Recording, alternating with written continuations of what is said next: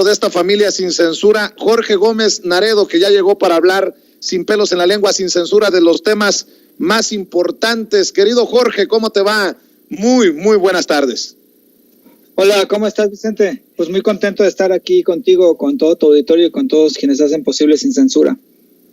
Pues aquí escuchando las incongruencias de la oposición, Damián Cepeda, que admite públicamente que López Obrador no es corrupto, gracias, ya era hora que lo aceptaran, y Fernando Belaunzarán diciendo no le hagan caso con el tema de la revocación de mandato a López Obrador, mejor que haga su chamba y que se quede a gobernar hasta el 2024. Por eso digo que hay que guardar estos documentos, que los ocuparemos muy pronto para desenmascararlos otra vez, Jorge Gómez Naredo. Sí, indudablemente. Fíjate que ellos han criticado mucho la consulta, estas cuestiones de cómo lo toma la oposición, esta consulta popular, y pues se han burlado prácticamente de ella, han dicho que no servía para nada, y bueno, estas líneas discursivas de que la ley no se consulta, de que la consulta salió muy caro, de que no sirve, de que no era vinculante, pero en realidad me parece que hay una enorme preocupación. Una, porque esta oposición prácticamente no tiene ninguna propuesta, no tiene ningún proyecto, no tiene un discurso más o menos homogéneo para decir lo que está haciendo Andrés Manuel López Obrador es malo y nosotros tenemos esta propuesta que es para sacar al país de los problemas que tal o cual cosa.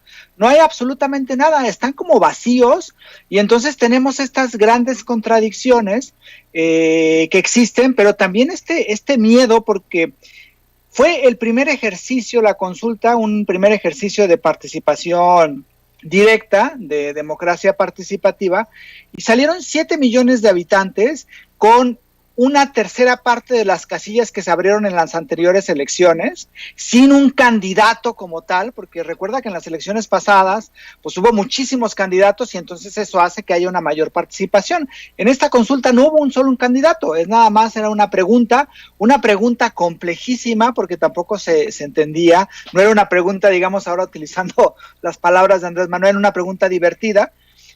Y bueno, a pesar de eso salieron la gente a votar. Salió con todas las irregularidades que hubo, de que una casilla por acá, otra casilla por allá, y bueno, pues esto es un hecho interesante. Imagínate si se hubiera cumplido, si hubiera tenido la consulta por el sí 20, 30 millones de votos, pues evidentemente eso sería, pues ya ahora sí que hacemos presidente vitalicio Andrés Manuel López Obrador, ¿no? Porque lo que se logró en este momento es algo importantísimo, y más que burla, lo que se tiene en la oposición es un miedo terrible, porque viene la revocación de mandato, que va a ser otro instrumento y va a ser otra forma en cómo se movilice la gente, y después en las elecciones de 2024. Entonces, electoralmente, para la oposición partidista, que pues lo único que tiene que hacer es la cuestión partidista, pues la consulta fue realmente para ellos un elemento que los hace temblar.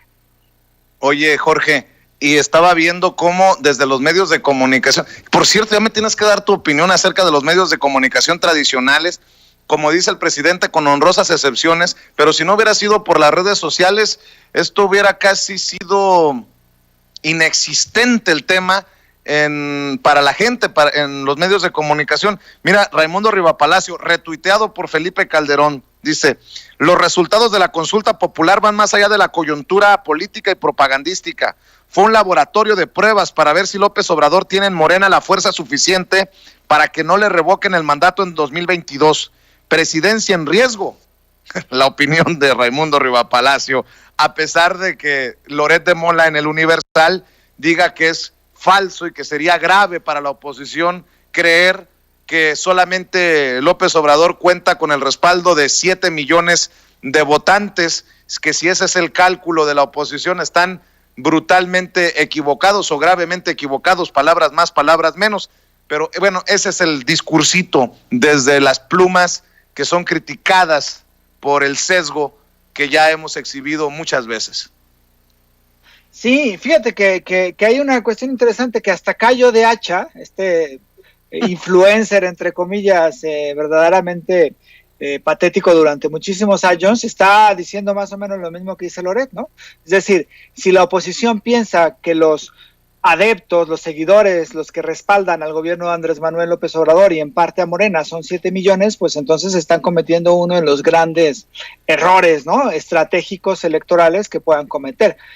Ahora, hay que tomar en cuenta también este discurso. Yo creo que en los medios de comunicación la intención que han tenido, una es que no participe la gente que no participara la gente en la consulta popular. Prácticamente sacaron el tema de la consulta, no hubo mesas de análisis, no hubo portadas, no hubo explicaciones más allá de menciones, y cuando se hablaba en los medios de comunicación de la consulta era para atacarla, para decir que no servía y para decir que era costosa y que la ley no se consulta. Y a pesar de ello, muchísima gente fue a la consulta. Y ahora, digamos, después de la consulta, a partir del domingo, pues el elemento ha sido el fracaso, ¿no? Y entonces tratan de colocar este supuesto fracaso de la consulta, que una democracia participativa jamás puede ser un fracaso, y lo tratan de relacionar con Andrés Manuel y con Morena. Y entonces, es decir, no solamente es el fracaso que ellos inventan de la consulta, sino también es el fracaso de Morena y también es el fracaso de Andrés Manuel. Y es este discurso más o menos de Raimundo Riva Palacio, que en realidad Raimundo pues ya es un verdadero chiste sus análisis. Y para ver esta intención, pues solamente basta revisar las portadas de los diarios de ayer. Reforma decía, fracasa consulta. Apenas vota 7%. Es decir, para Reforma es un fracaso y claro, en primera plana, jamás tuvo la consulta popular una primera plana antes de esta en Reforma, y entonces esto es muy evidente, ¿no? El Universal, que es el otro diario digamos, de gran impacto en el país, dice, desairan la consulta, vota menos de 8% del padrón. Entonces esta parte de fracasan es uno, este es desairan, pero al fin y al cabo van enfocados en el mismo sentido. Incluso Milenio lo disfraza un poco más, esta línea narrativa, pero que en realidad es la misma. Dice, puso ayer en su primera plana, consulta popular con el voto de solo 7% de los ciudadanos. Y ya le pone a raza el sí, ¿no? Pero es parte de la misma retórica de que fue un fracaso. Lo mismo sucede con el Financiero. Participó solo 7.7% en consulta popular. Es la misma línea discursiva que se tiene. Y hay unos casos, que es verdaderamente ya como patéticos, que es el de este periódico que se llama Página 24, que pone hospitales llenos, casillas vacías. Y que es la misma tónica de la portada de Reporte Índigo, donde dice casillas vacías y poca sed de justicia. Entonces aquí el punto es que ellos tratan de convencernos a nosotros de que la consulta fue un fracaso, de que este fracaso no solamente no tiene que ver con la democracia participativa, sino que tiene que ver con Andrés Manuel, con Morena, y de que Morena y Andrés Manuel pues son un fracaso. Entonces están como tratando de hilar esta parte, o más bien expulsan todo el análisis que puede hacerse de la consulta, que sí hay mucho análisis que se puede hacer y que se ha estado haciendo desde redes sociales, no desde los columnistas de los periódicos de la prensa tradicional que repiten lo mismo. Y pues es eso, ¿no? O sea, nos quieren convencer de que algo que es un hecho histórico y que es importantísimo para nuestra democracia fue un fracaso, y que ese fracaso es el fracaso de Andrés Manuel y de toda su política, de todo su gobierno y de todo lo que representa, lo cual es verdaderamente absurdo. Por eso es importante desmontar estas mentiras, desmontar estos discursos de convencimiento y estos discursos que son realmente pues mentirosos, que nos quieren engañar, como siempre lo han hecho y como llevan años tratando de engañar a la gente y pensando que la gente es estúpida y que no tiene la capacidad crítica para desmontar estas mentiras que desde los medios de comunicación todos los días nos lanzan. Estaba viendo una de las notas del periódico El Universal, ya seguramente lo pone en pantalla don David. Morena revive a los muertos. 5,000 firmas para la consulta son de difuntos. Informa el INE que encontraron 5,530 personas fallecidas en los registros a favor de la consulta popular para enjuiciar a los expresidentes. ¿Cómo ves, Jorge? Este boicot también de parte del Instituto Nacional Electoral, nosotros vimos evidencias de que hubo irregularidades, de que se estaban cancelando las ¿cómo se llaman? Las boletas antes del mediodía, en fin, cualquier cosa. Pero los que hacen los INEs, porque en el INE hay irregularidades en muchos casos, a veces son irregularidades por la misma poca capacitación de las personas, a veces son fraudes, en fin, pero lo que está haciendo el INE en este momento pues es tratar ellos mismos de pegarle a Morena, porque en realidad los dos consejeros que tienen el control del consejo del INE, Ciro Murayama y Lorenzo Córdoba, pues están en un pleito terrible con Morena y tratan, sabotearon la consulta antes de que fuera la consulta, de que se fuera el ejercicio domingo, y la están saboteando en este momento. O sea, uno se mete a la cuenta de Twitter de Ciro Murayama, hay un montón de irregularidades y pone la irregularidad de una persona que está contando, doblando votos y supuestamente metiéndolas a la urna y diciendo prácticamente que Morena hizo fraude en la consulta, ¿no? Entonces, son muy en la forma en cómo quieren voltear siempre la tortilla y cómo quieren, pues ahora sí que convencernos de lo que ellos quieren convencernos, porque por eso es muy importante informarse en otros espacios y crear una conciencia crítica ante estas mentiras. ¿Y cómo ves de aquí en adelante la situación? Porque no vamos a tardar mucho en estar ya inmersos en el proceso rumbo a la revocación de mandato, y cuando menos pensemos estaremos ya en el 2024 por la sucesión presidencial. ¿Cómo ves pues el panorama en nuestro país, querido Jorge Gómez Naredo? ¿Por qué no cerramos con una reflexión de tu parte sobre eso? Yo creo que hay dos vías. Una que tiene que venir desde el Congreso, que es pues hacer un cambio legislativo, hacer un cambio jurídico a la cuestión del INE, ¿no? O sea, no podemos que la institución que se encarga de las elecciones esté dirigida por este señor Lorenzo Córdoba y que esté, pues ahora sí que hasta en contra de elementos básicos de la democracia como fueron la consulta popular, ¿no? Y ahora, el otro ejercicio que a mucha gente pues le dice, híjole, luchamos tanto porque Andrés Manuel llegara a la presidencia y 4 años después nos lo van a querer quitar. Yo creo que eso es algo que sí, bueno, pues hay que prepararse y hay que hacer todo lo posible para que se arrase, pero también creo que es algo importante porque moviliza a la población, moviliza a la gente en el sentido de vamos a defender a nuestro gobierno, de vamos a defender de los ataques, así como se ha defendido de todas estas mentiras. Yo creo que eso posibilitaría una movilización aún mayor que, bueno, pues de cara electoralmente, al menos para Morena, pues sería muy benéfica para el 2024. Pero me parece que esto es importante y además es algo que es parte de la democracia.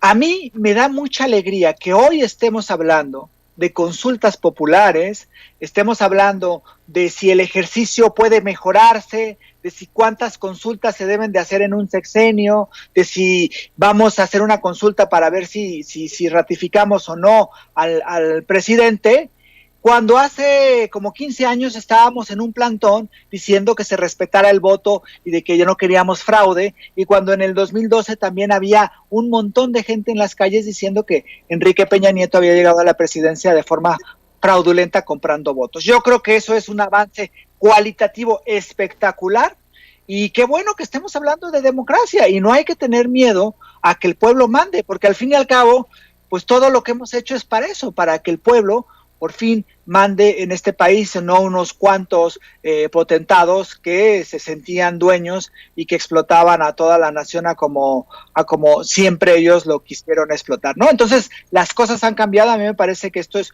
importante y no hay que dejarnos, hay que seguir movilizándonos y hay que seguir, al menos desde la palestra en donde estemos, pues defendiendo la democracia y defendiendo un gobierno distinto a todos los que sacaron al país durante los últimos años.